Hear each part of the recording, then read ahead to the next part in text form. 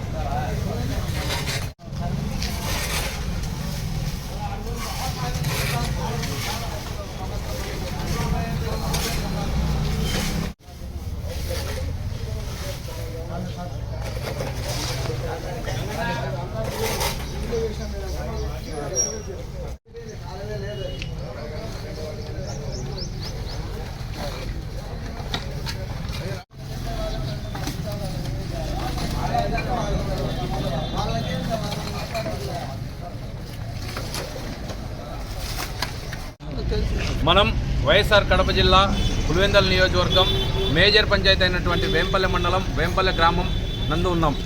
ఇక్కడ పారిశుద్ధ్యం ఏ విధంగా ఉందంటే కుప్పలుగా పడిపోయింది. దీనికి అధికారులు ఎటువంటి పరిష్కారం చూపలేకపోతున్నారు. దీనికి కారణం ఏంటని అడుగుతున్నాం. ఇంతకుముందు మేము ప్రశ్నించడం జరిగింది, ఈఓ గారు రావడం జరిగింది. ఈఓ గారు మళ్ళీ సెలవు మీద వెళ్ళిపోవడం జరిగింది.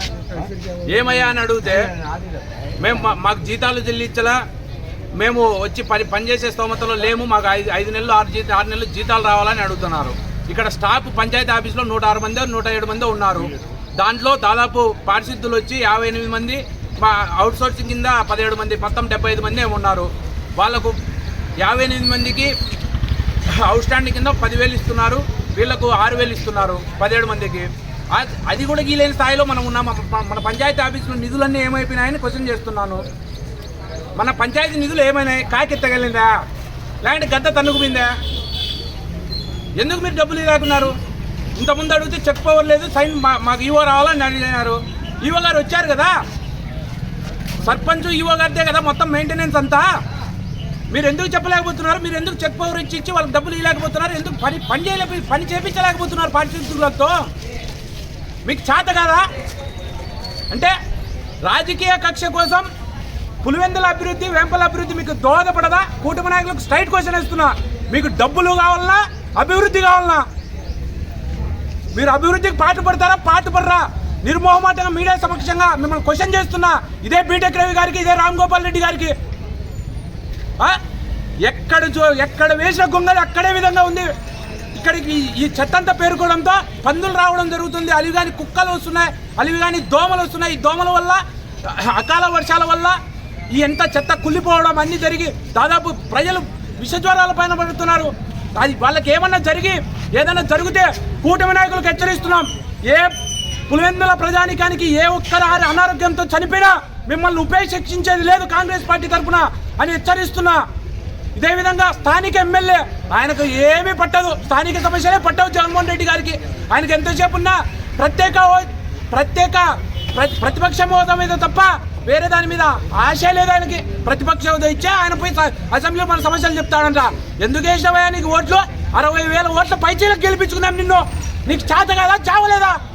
మాజీ ముఖ్యమంత్రివి, మా రాజశేఖర రెడ్డి బిడ్డవి. రాజశేఖర రెడ్డి గారు ఉన్నప్పుడు కాంగ్రెస్ పార్టీ హయాంలో ఏ బుద్ధున్నా ఈ విధంగా ఉండిందా? పులివెందుల నియోజకవర్గంలో ఏ బుద్ధున్నా ఈ సమస్యలు తలెత్తినాయా అని క్వశ్చన్ చేస్తున్నా నిన్ను. నేను రాజశేఖర రెడ్డి బిడ్డను, నేను రాజశేఖర రెడ్డి బిడ్డ అంటారు. ఏది రాజశేఖర రెడ్డి బిడ్డవా? రాజశేఖర రెడ్డి అంటే అభివృద్ధి అంటే రాజశేఖర రెడ్డి అన్నట్టు ఉండింది ఈ బుద్ధు. ఇదే జగన్ రెడ్డి అంటే అభివృద్ధి శూన్యం, పరిశ్రమలు శూన్యం, అన్ని శూన్యం అనే విధంగా ఉన్నాయి.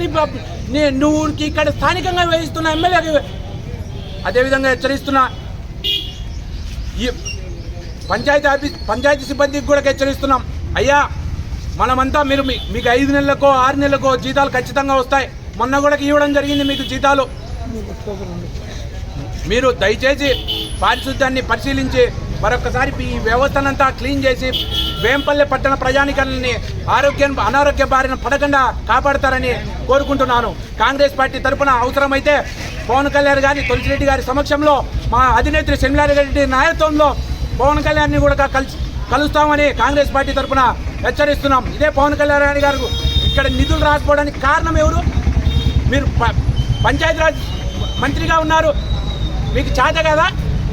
మీ తప్పే, ముమ్మాటికి ఇది కూటమి ప్రభుత్వం తప్పే అని మేము హెచ్చరిస్తున్నాం.